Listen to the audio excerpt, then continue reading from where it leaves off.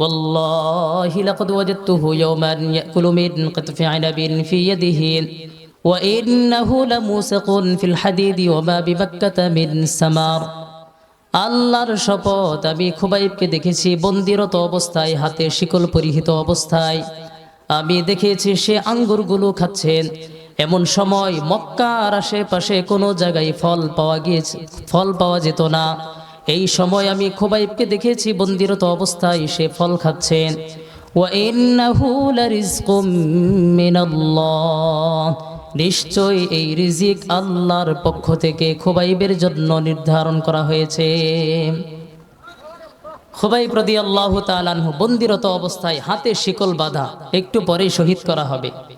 হারিস ইবনে আমেরের কন্যা কয়, আমি দেখলাম তার হাতে শিকল বাঁধা, তারপরেও সে আঙ্গুরগুলো খাচ্ছে। এমন সময় মক্কার আশেপাশে কোথাও ফল পাওয়া যেত না।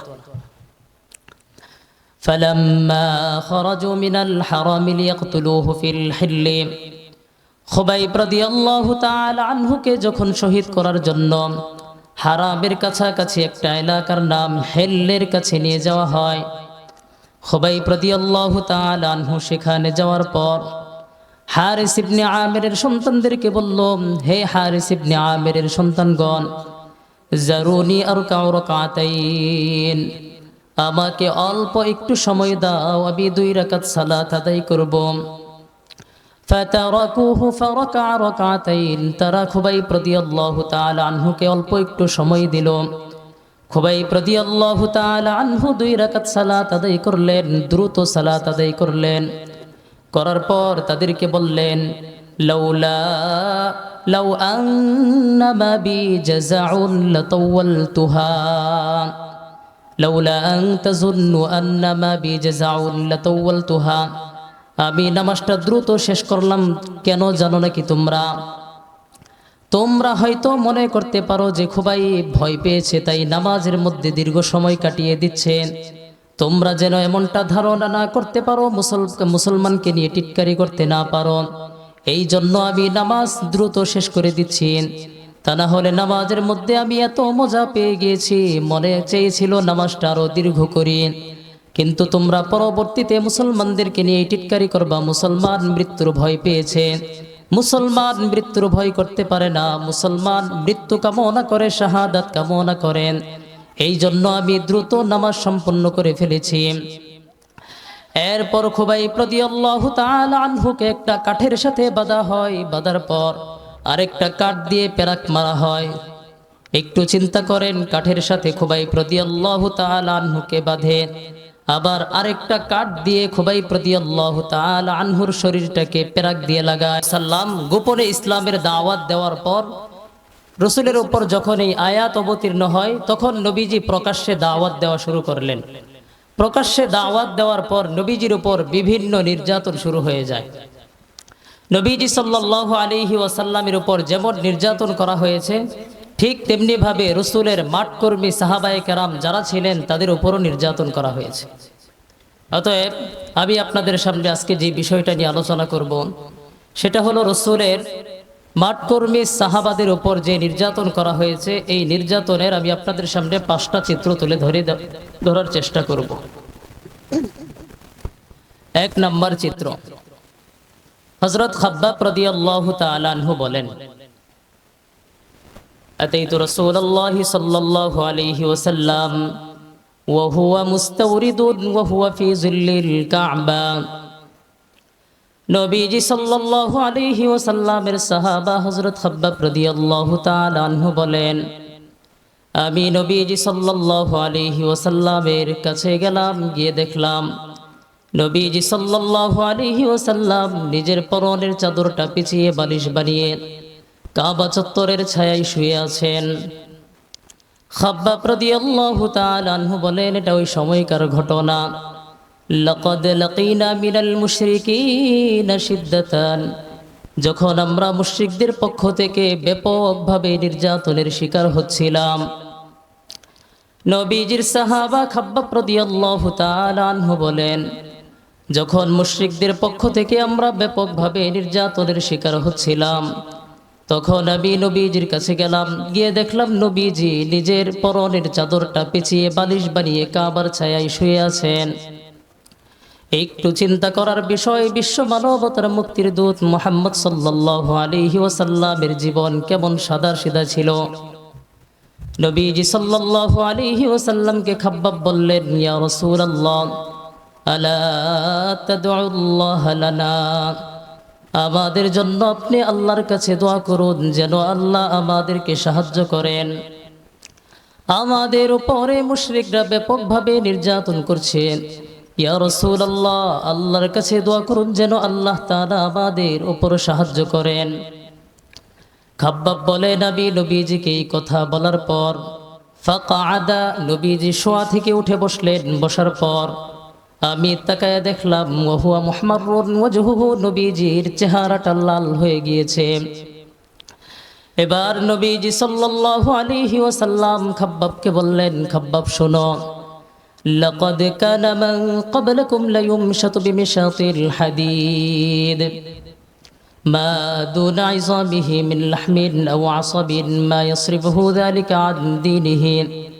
খাব্বাব, তোমাদের পূর্ববর্তী জাতির মধ্যে যারা ইমানদার, কারো কারো শুধুমাত্র ঈমান নিয়ে আসার কারণে তাদের সমস্ত শরীর হাড় পর্যন্ত তমাম গোশত এবং শিরা উপশিরাগুলো লোহার চিরুনি দিয়ে আশ্রানো হয়েছে।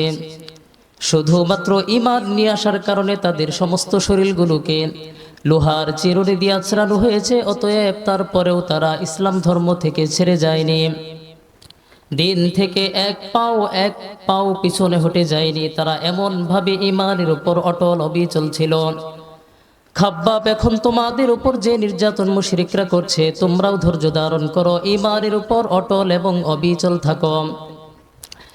এরপর নবীজি সাল্লাল্লাহু আলাইহি ওয়াসাল্লাম খাব্বাবকে বললেন, খাব্বাব, শুধু তাই নয়, ওয়ায়ুযাউল মিনশারু আলা মাফরিকি রাসিহি ফায়ুশাক্কু বিইসনাইন, আবার কারো কারো মাথার উপরে একটি করাত রেখে মাথাটা দুই খণ্ড করে ফেলা হয়েছে।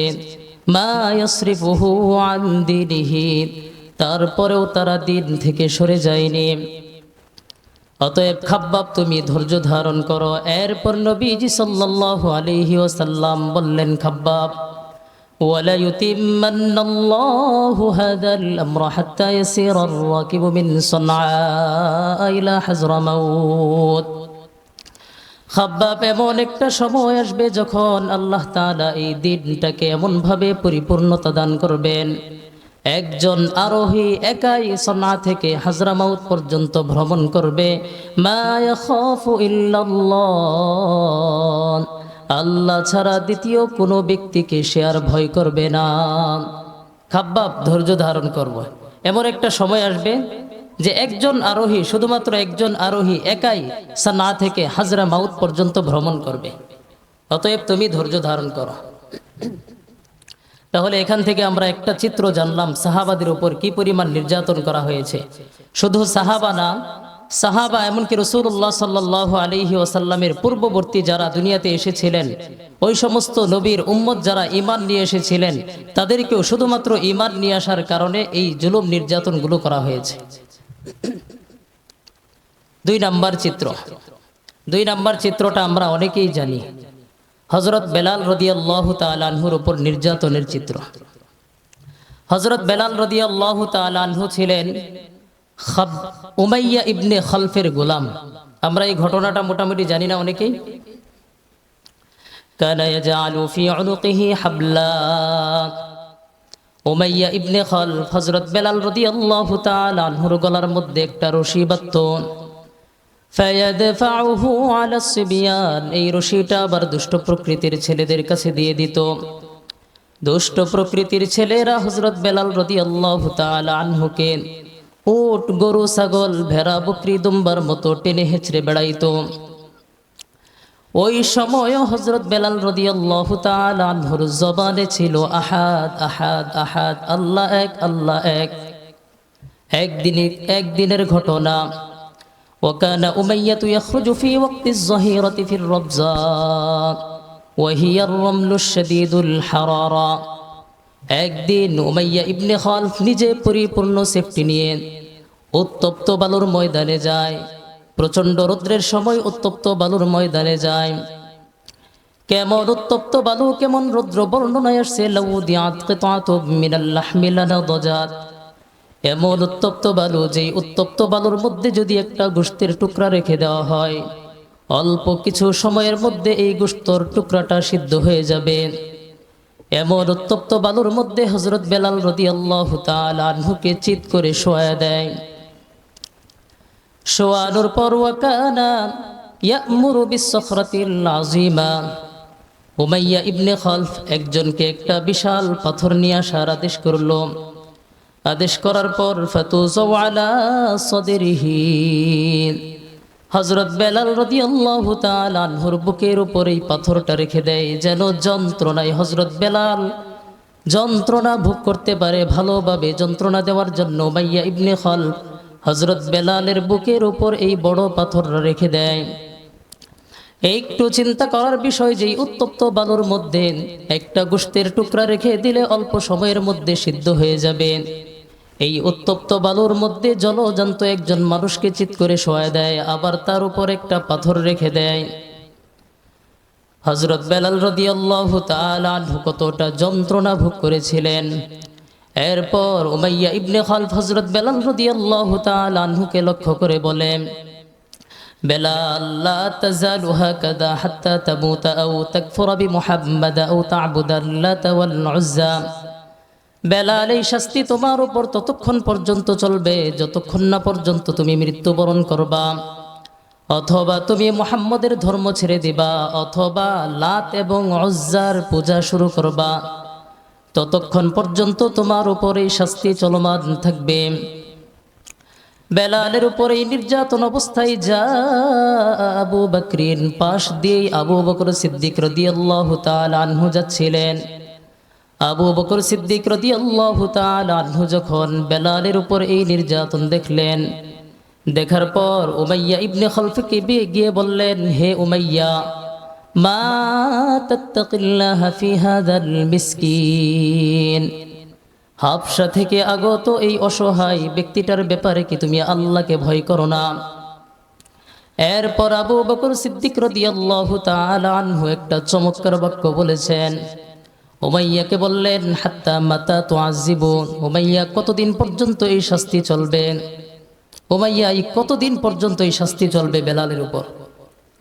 উমাইয়া জবাব দেয়, সব দোষ তোমার। উমাইয়া জবাব দেয় কি? সব দোষ আবু বকর তোমার, কারণ তোমার দাওয়াত পেয়েই তো বেলাল ইসলাম ধর্ম গ্রহণ করেছে। আবু বকর সিদ্দিক রাদিয়াল্লাহু তাআলা আনহুর দাওয়াত পেয়ে হযরত বেলাল রাদিয়াল্লাহু তাআলা আনহু ইসলাম ধর্ম গ্রহণ করেছেন। এবার আবু বকর সিদ্দিক রাদিয়াল্লাহু তাআলা আনহু বললেন, তাহলে কি করার? আমার কাছ থেকে বেলালকে ক্রয় করে নিয়ে যাও। আবু বকর সিদ্দিক রাদিয়াল্লাহু তাআলা আনহু বেলালকে ক্রয় করলেন। আল্লাহ পাক রব্বুল আলামিন আবু বকর সিদ্দিক এবং উমাইয়ার ব্যাপারে কোরআনে কারীমে আয়াত নাজিল করলেন। আল্লাহ বলেন, ফাআনযারতুকুম নারান তালাজ্জা, আমি তোমাদেরকে এক লেলিহান অগ্নির ব্যাপারে ভীতি প্রদর্শন করছি।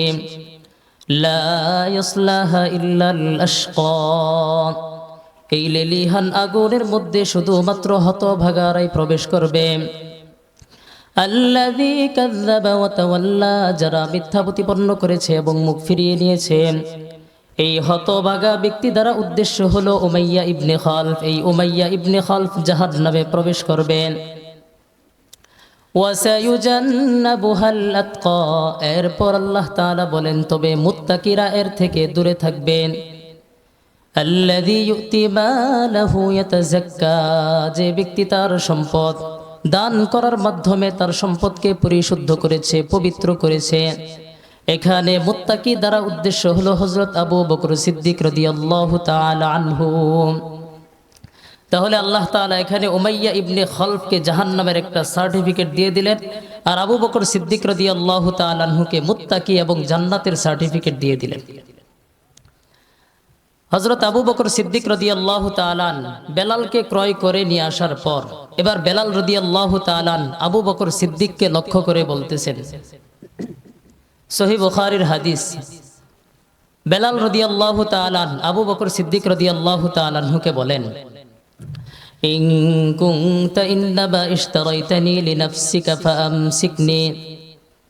বেলাল রাদিয়াল্লাহু তাআলা আনহু আবু বকর সিদ্দিককে বললেন, হে আবু বকর, যদি আপনি আমাকে আপনার জন্য, আপনার নিজের কাজের জন্য, নিজের প্রয়োজনের জন্য ক্রয় করে থাকেন, তাহলে আমাকে আপনার কাজে নিয়োজিত করুন। ওয়া ইন কুনতা ইন্নামা ইশতারাইতানি লিল্লাহ, আর যদি আমাকে আল্লাহর জন্য ক্রয় করে থাকেন, ফাদা'নি ওয়া আমালাল্লাহ, আমাকে আল্লাহর আমল করার জন্য মুক্ত করে দেন। আবু বকর সিদ্দিক রাদিয়াল্লাহু তাআলা হযরত বেলালকে ক্রয় করে আজাদ করে দিলেন।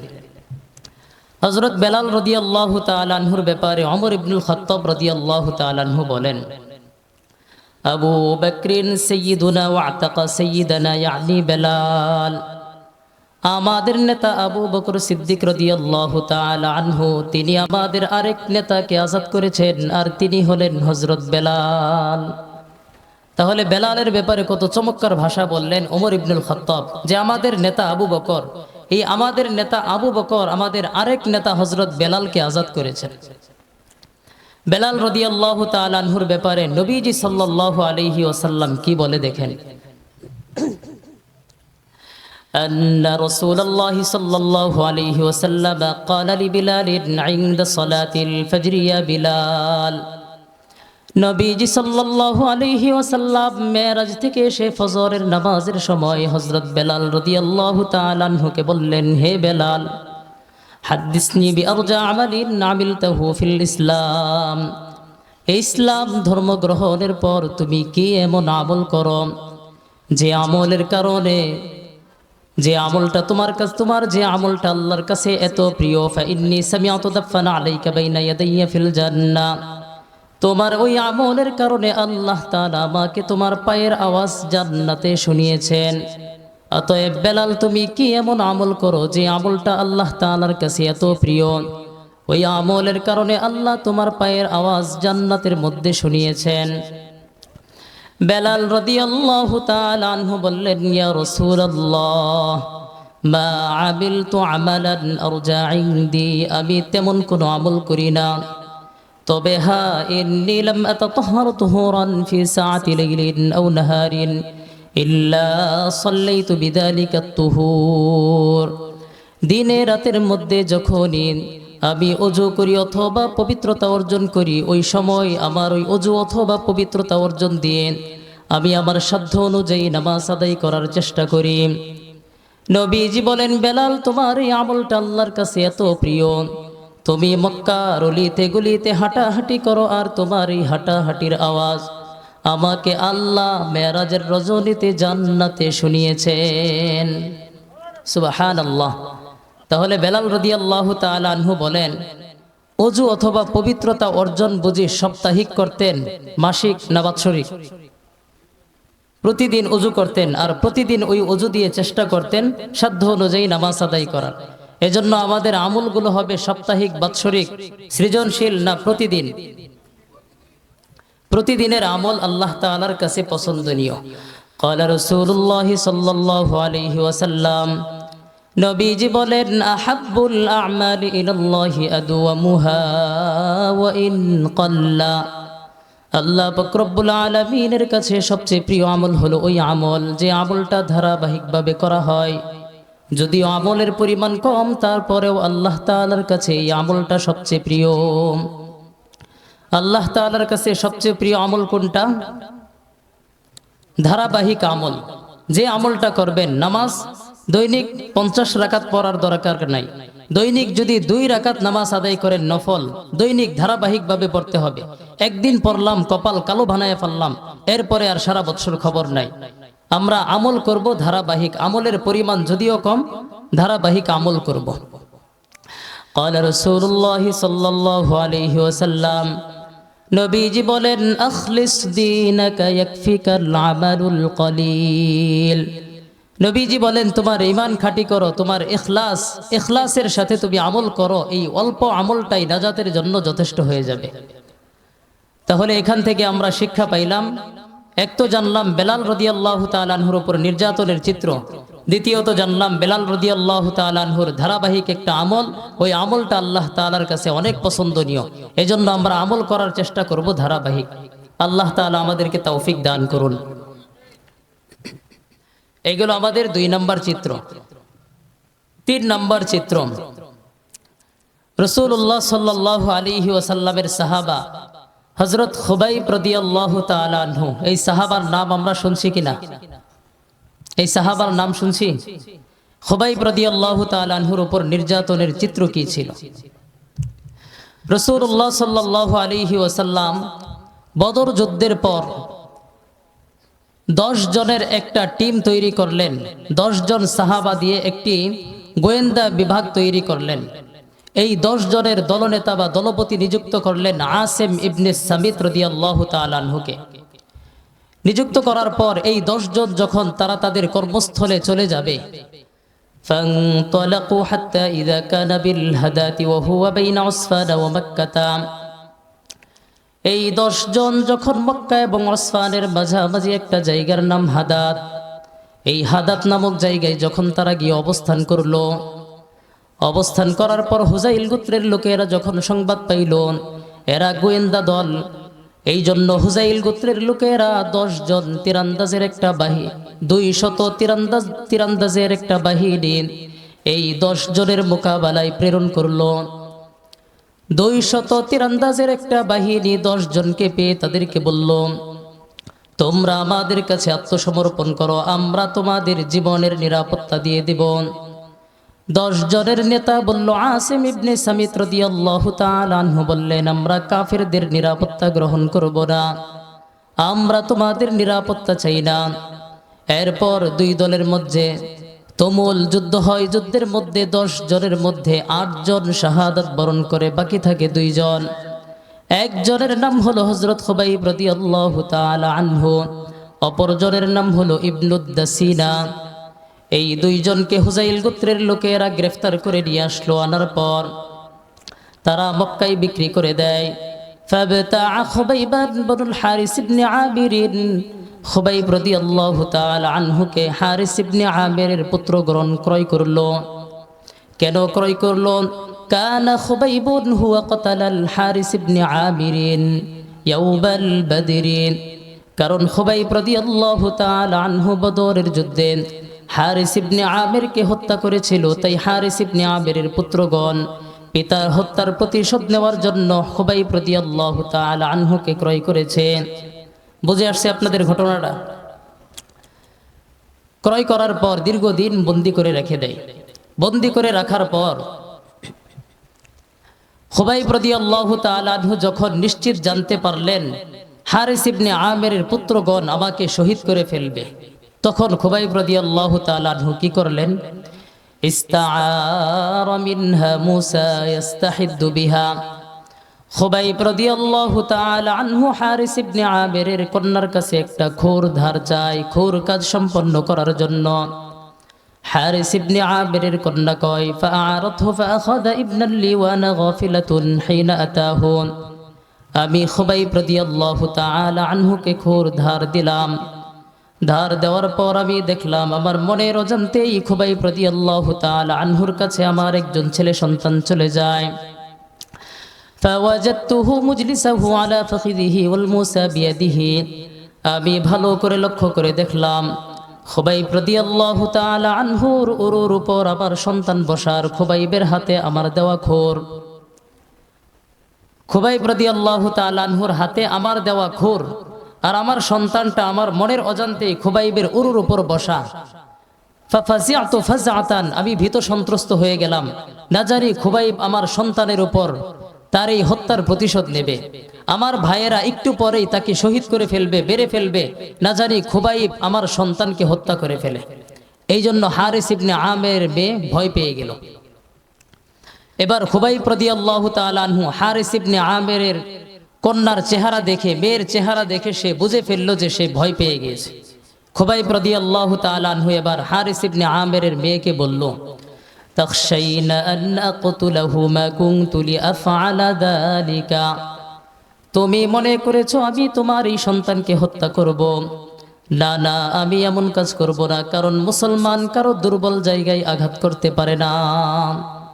মুসলমান কারো দুর্বল জায়গায় আঘাত করতে পারে না। আমি তোমার এই সন্তানকে হত্যা করব, তোমার ভাইয়েরা আমাকে একটু পরে শহীদ করে ফেলবে, আমি এই আমার হত্যার প্রতিশোধ নেওয়ার জন্য তোমার সন্তানকে হত্যা করব। না, আমি এমনটি করব না। এবার হারিস ইবনে আমেরের কন্যা খুবাইব রাদিয়াল্লাহু তাআলা আনহুর ব্যাপারে কয়েকটি কথা বলে। ওয়াল্লাহি মা রাআইতু আসীরা কাত্তু খায়রান মিন খুবাইব।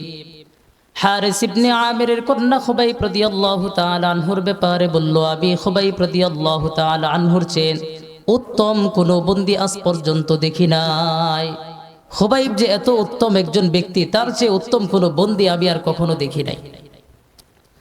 হারিসের কন্যা আরো বলল, ওয়াল্লাহি লাকাদ ওয়াজাদতুহু ইয়াওমান ইয়াকুলু মিন কিতফি আনাবিন ফি ইয়াদিহি ওয়া ইন্নাহু লামুসাকুন ফিল হাদিদি ওয়া মা বিবাক্কাতা মিন সামার। আল্লাহর শপথ, আমি খুবাইবকে দেখেছি বন্দিরত অবস্থায়, হাতে শিকল পরিহিত অবস্থায়। আমি দেখেছি সে আঙ্গুরগুলো খাচ্ছেন। এমন সময় মক্কার আশেপাশে কোনো জায়গায় ফল পাওয়া যেত না। এই সময় আমি খুবাইবকে দেখেছি বন্দিরত অবস্থায় সে ফল খাচ্ছেন। ওয়া ইন্নাহু লারিজকুম মিনাল্লাহ, নিশ্চয় এই রিজিক আল্লাহর পক্ষ থেকে খুবাইবের জন্য নির্ধারণ করা হয়েছে। খুবাইব রাদিয়াল্লাহু তাআলা আনহু বন্দিরত অবস্থায়, হাতে শিকল বাঁধা, একটু পরেই শহীদ করা হবে। হারিস ইবনে আমেরের কন্যা কয়, আমি দেখলাম তার হাতে শিকল বাঁধা, তারপরেও সে আঙ্গুরগুলো খাচ্ছে। এমন সময় মক্কার আশেপাশে কোথাও ফল পাওয়া যেত না। ফালাম্মা খরাজু মিনাল হারামি লিয়াকতুলুহু ফিল হিল্লি, খুবাইব রাদিয়াল্লাহু তাআলা আনহুকে যখন শহীদ করার জন্য হারামের কাছাকাছি একটা এলাকার নাম হিল্লের কাছে নিয়ে যাওয়া হয়, খুবাইব রাদিয়াল্লাহু তাআলা আনহু সেখানে যাওয়ার পর হারিস ইবনে আমেরের সন্তানদেরকে বলল, হে হারিস ইবনে আমেরের সন্তানগণ, জারুনি আরকাউ রাকাতাইন, আমাকে অল্প একটু সময় দাও, আমি 2 রাকাত সালাত আদায় করব। ফাতারাকুহু ফারাকা রাকাতাইন, তারা খুবাইব রাদিয়াল্লাহু তাআলা আনহুকে অল্প একটু সময় দিল। খুবাইব রাদিয়াল্লাহু তাআলা আনহু 2 রাকাত সালাত আদায় করলেন, দ্রুত সালাত আদায় করলেন। করার পর তাদেরকে বললেন,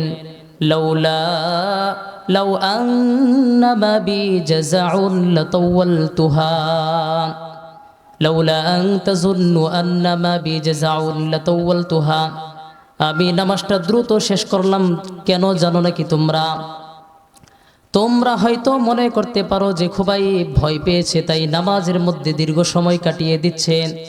তোমরা যেন এমনটা ধারণা না করতে পারো, মুসলমানকে নিয়ে টিটকারি করতে না পারো, এই জন্য আমি নামাজ দ্রুত শেষ করে দিচ্ছি। তা না হলে নামাজের মধ্যে আমি এত মজা পেয়ে গিয়েছি, মনে চেয়েছিল নামাজটা আরো দীর্ঘ করি, কিন্তু তোমরা পরবর্তীতে মুসলমানদেরকে নিয়ে টিটকারি করবা। মুসলমান মৃত্যুর ভয় পেয়েছে, মুসলমান মৃত্যুর ভয় করতে পারে না, মুসলমান মৃত্যু কামনা করে, শাহাদাত কামনা করেন, এই জন্য আমি দ্রুত নামাজ সম্পন্ন করে ফেলেছি। এরপর খুবাইব রাদিয়াল্লাহু তাআলা আনহুকে একটা কাঠের সাথে বাঁধা হয়, বাঁধার পর আরেকটা কাঠ দিয়ে পেরাক মারা হয়। একটু চিন্তা করেন, কাঠের সাথে খুবাইব রাদিয়াল্লাহু তাআলা আনহুকে বাঁধে, আবার আরেকটা কাঠ দিয়ে খুবাইব রাদিয়াল্লাহু তাআলা আনহুর শরীরটাকে পেরাক দিয়ে লাগানোর পর খুবাইব রাদিয়াল্লাহু তাআলা আনহুর শরীরটাকে ক্ষত বিক্ষত করে ফেলে, শরীরটা রক্তে রঞ্জিত হয়ে গিয়েছে। খুবাইব রাদিয়াল্লাহু তাআলা আনহু নিচের দিকে তাকিয়ে আছেন আর শরীর থেকে রক্ত পড়ছেন। এই সময় খুবাইব রাদিয়াল্লাহু তাআলা আনহু বললেন, আল্লাহুম্মা আহসিহিম আদাদা, বাবু এদের প্রত্যেককে তুমি গুনে গুনে রাখবা, এরা আমাকে কত কষ্ট দিয়ে কত যন্ত্রণা দিয়ে শহীদ করছে, বাবু এদের প্রত্যেককে তুমি গুনে গুনে রাখবা। খুবাইব রাদিয়াল্লাহু তাআলা আনহুকে শহীদ করার আগে খুবাইব রাদিয়াল্লাহু তাআলা আনহু 2 লাইনের একটি কবিতা পাঠ করলেন। খুবাইব রাদিয়াল্লাহু তাআলা আনহু বলেন, লাস্তু উবালি হিনা উকতালু মুসলিমান আলা আইয়ি শাকিন কানা লিল্লাহি মাসরাই। খুবাইব রাদিয়াল্লাহু তাআলা আনহু বলেন, যখন আমি মুসলিম অবস্থায় শাহাদাত বরণ করছি তখন আমার ভয় কিসের? আমি কোনো ভয় করি না। আমাকে আল্লাহর উদ্দেশ্যে পৃথিবীর যে কোনো জায়গায় লুটিয়ে ফেলা হোক না কেন, আমি কোনো ভয় করি না। আমি মুসলিম অবস্থায় শাহাদাত বরণ করছি। وذلك في ذات الإله وإن يشاء يبارك على أوصال شلب ممزعين। আমার এই মরণটা কেবলমাত্র আল্লাহর জন্যই হচ্ছে। আল্লাহ যদি চান আমার শরীরের প্রত্যেকটা খণ্ডিত জোড়া সমূহে বরকত সৃষ্টি করে দিবেন। এইভাবে যন্ত্রণা দিয়ে খুবাইব রাদিয়াল্লাহু তাআলা আনহুকে কাফের বেঈমান মুশরিকরা শহীদ করে দেয়। তারপরেও বলেন খুবাইব ঈমান পরিত্যাগ করেছে? ঈমান পরিত্যাগ করে নাই। এই জন্য যত বিপদ আপদ ঝড় তুফান আসুক না কেন, ঈমান নামক দৌলত আমরা যেন ধারণ করতে পারি, আল্লাহ তৌফিক দান করুন। এই গেল আমাদের 3 নাম্বার চিত্র। 4 নাম্বার চিত্র, হযরত আবু বকর সিদ্দিক রাদিয়াল্লাহু তাআলা আনহুর উপরও নির্যাতন করা হয়েছে। আম্মাজান আয়েশা সিদ্দিকা রাদিয়াল্লাহু তাআলা আনহার বর্ণনা, তিনি বলেন, লাম আকিল আবাওয়াইয়া কত ইল্লা ওয়াহুমা বিদিনানিদ্দিন। আম্মাজান আয়েশা বলেন, আমার যেদিন থেকে বুঝ হয়েছে, আমি যেদিন থেকে বুঝি সেদিন থেকে আমার পিতা মাতাকে ইসলামের উপর পেয়েছি।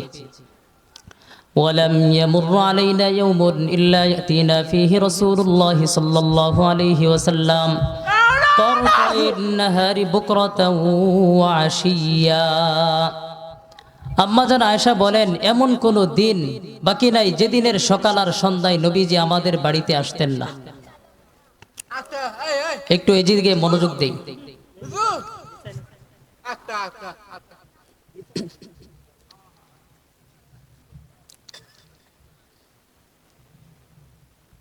এরপরে আম্মাজান আয়েশা সিদ্দিকা রাদিয়াল্লাহু তাআলা আনহা বলেন, فلما ابتلي المسلمون خرج أبو بكر مهاجرا قبل الحبشة।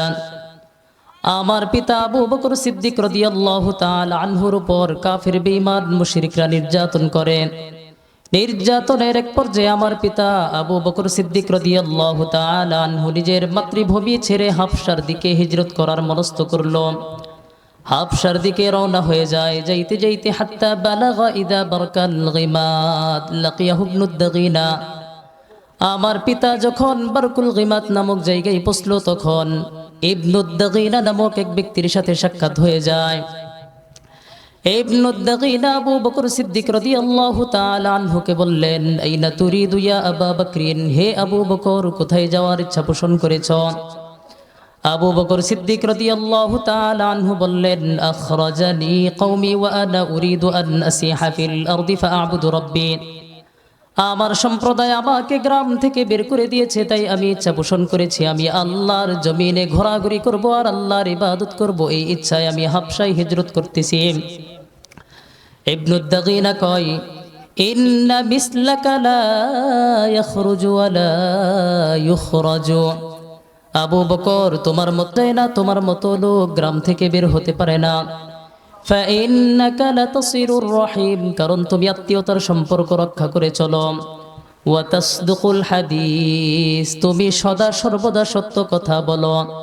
ওয়া তাকসিবুল মাদুম, যারা উপার্জনে অক্ষম তাদেরকে উপার্জনের ব্যবস্থা করে দাও।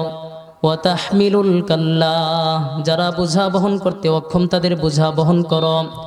ওয়া তুঈনু আলা নওয়াইবিল হক, যারা অন্য ধর্ম থেকে ধর্মান্তরিত হয়ে আসেন তাদেরকে তুমি সাহায্য সহযোগিতা করো। ওয়া তাকরিদ দাইফা, তুমি মেহমানদারদের মূল্যায়ন করো। অতএব তোমার মতো লোককে বের করা যায় না, তোমার মতো লোক গ্রাম থেকে বের হতে পারে না।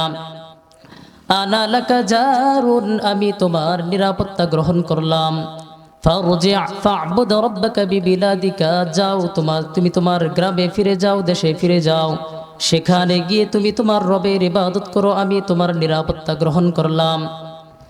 ইবনুদ দাগিনা আবু বকর সিদ্দিক রাদিয়াল্লাহু তাআলা আনহুকে নিয়ে মক্কায় চলে আসলো। কাফির বেঈমান মুশরিকদেরকে বলল, আতুখরিজুনা রাজুলান, এমন একজন লোককে তোমরা কেন বের করে দিতে চাও?